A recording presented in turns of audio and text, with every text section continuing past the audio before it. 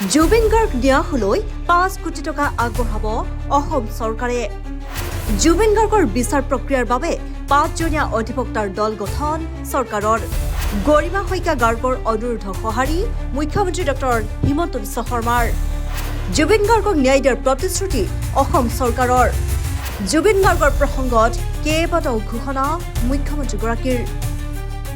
ইয়াৰ লগতো জুবিন গাৰ্গৰ ন্যায়ৰ যুঁজ এতিয়াও অব্যাহত। আমাৰ মৰমৰ শিল্পী জুবিন গাৰ্গৰ ন্যায়ৰ প্ৰসংগত বিভিন্ন চৰ্চা অব্যাহত থকাৰ মাজতে জুবিন গাৰ্গক ন্যায় দিমেই বুলি মুখ্যমন্ত্ৰী ডক্টৰ হিমন্ত বিশ্ব শৰ্মাই কেইবাবাৰো কৰি আহিছে মন্তব্য। শুকুৰবাৰে কেবিনেটৰ সিদ্ধান্ত মৰ্মে জুবিন গাৰ্গৰ প্ৰসংগত ৰাজ্য চৰকাৰে কৰে কেইবাটাও বৃহৎ ঘোষণা। মুখ্যমন্ত্ৰী ডক্টৰ হিমন্ত বিশ্ব শৰ্মাই জুবিন গাৰ্গৰ ন্যাসৰ নামত এককালীনভাৱে 5 কোটি টকাৰ বৰঙণি প্ৰদান কৰিব বুলি কৰে ডাঙৰ মন্তব্য। জুবিন গাৰ্গৰ পৰিয়ালে জুবিন গাৰ্গ ফাউণ্ডেশ্যন বা ন্যাস খোলাৰ বাবে যি সিদ্ধান্ত লৈছে তাকো কেবিনেটে আদৰণি জনায় আৰু এই ন্যাসলৈ ৰাজ্য চৰকাৰে 5 কোটি টকাৰ এটা বৰঙণি আগবঢ়াবলৈ সিদ্ধান্ত লৈছে। ইফালে হাৰ্টথ্ৰব জুবিন গাৰ্গৰ সহধৰ্মিনী গৰিমা শইকীয়া গাৰ্গে জুবিন গাৰ্গৰ বিচাৰ প্ৰক্ৰিয়াৰ বাবে চৰকাৰৰ ফালৰ পৰা এটা ষ্ট্ৰং টীম গঠন কৰি দিবলৈ কৰা আবেদনৰ পিছতেই গৰিমা গাৰ্গ তথা জুবিন গাৰ্গৰ পৰিয়ালবৰ্গলৈ সঁহাৰি জনালে মুখ্যমন্ত্ৰীগৰাকীয়ে। কেবিনেটৰ সিদ্ধান্ত মৰ্মে গঠন কৰি দিলে 5জনীয়া এটা অধিবক্তাৰ দল। জিয়াউল কামাৰ, ব্ৰজেন্দ্ৰ মোহন চৌধুৰী, কিশোৰ দত্ত, প্ৰাঞ্জল দত্ত আৰু বিকাশ জামাৰ থাকিব এই 5জনীয়া অধিবক্তাৰ দলটোত। জিয়াউল কামাৰ গুৱাহাটী উচ্চ ন্যায়ালয়ৰ জ্যেষ্ঠ অধিবক্তা। তেখেত এই গোটেই গোচৰটোত স্পেচিয়েল পাব্লিক প্ৰচিকিউটৰ হিচাপে দায়িত্ব পালন কৰিব। অধিবক্তা ব্ৰজেন্দ্ৰ মোহন চৌধুৰী তেখেতে এডিশ্যনেল স্পেচিয়েল পাব্লিক প্ৰচিকিউটৰ হিচাপে কাম কৰিব। অধিবক্তা কিশোৰ দত্ত তেখেতে এছিষ্টেণ্ট স্পেচিয়েল পাব্লিক প্ৰচিকিউটৰ হিচাপে কাম কৰিব। অধিবক্তা প্ৰাঞ্জল দত্ত তেওঁ এছিষ্টেণ্ট স্পেচিয়েল পাব্লিক প্ৰচিকিউটৰ হিচাপে কাম কৰিব। অধিবক্তা বিকাশ জামাৰ তেখেত এছিষ্টেণ্ট স্পেচিয়েল পাব্লিক প্ৰচিকিউটৰ হিচাপে কাম কৰিব।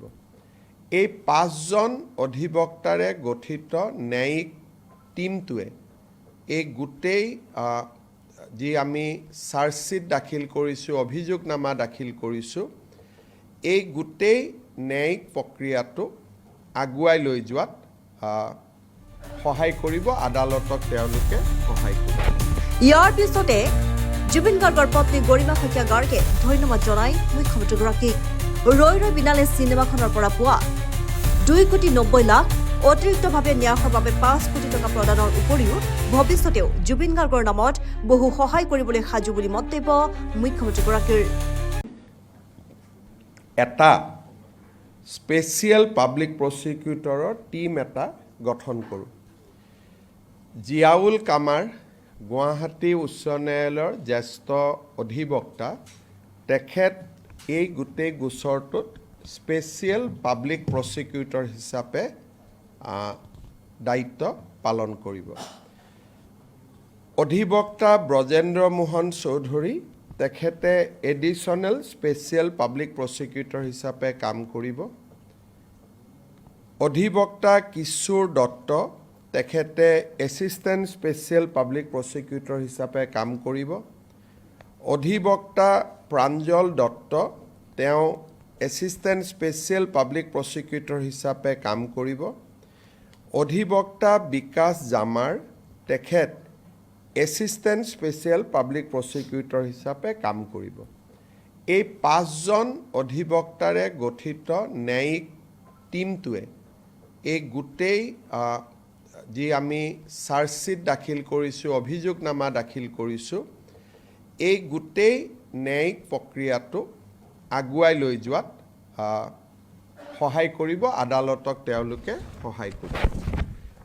আজি আমাৰ কেবিনেট বৈঠকত জুবিন গাৰ্গৰ পৰিয়ালে জুবিন গাৰ্গ ফাউণ্ডেশ্যন বা ন্যাস খোলাৰ বাবে যি সিদ্ধান্ত লৈছে তাকো কেবিনেটে আদৰণি জনায় আৰু এই ন্যাসলৈ ৰাজ্য চৰকাৰে 5 কোটি টকাৰ এটা বৰঙণি আগবঢ়াবলৈ সিদ্ধান্ত লৈছে।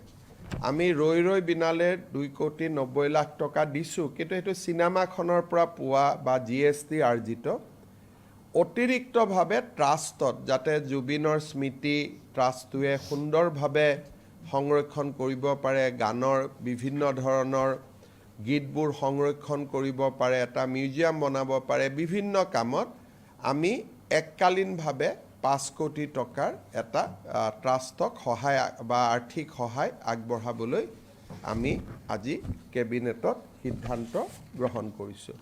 পৰৱৰ্তী সময়ত তেওঁলোকে আন আঁচনি দিলেও বা জুবিনৰ সংক্ৰান্তত বা তেওঁৰ স্মৃতিৰ সংক্ৰান্তত আৰু যদি কিবা চৰকাৰক আঁচনি দিয়ে, তাৰ ক্ষেত্ৰতো চৰকাৰে ট্ৰাষ্টক সহায় কৰাৰ বাবে সদায় প্ৰচেষ্টা অব্যাহত ৰাখিব।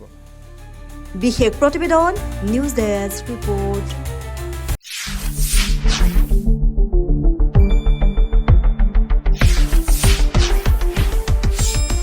শুদ্ধ আৰু বিস্তৃত বাতৰিৰ বাবে চাই থাকক নিউজ ডেস্ক ৰিপৰ্ট।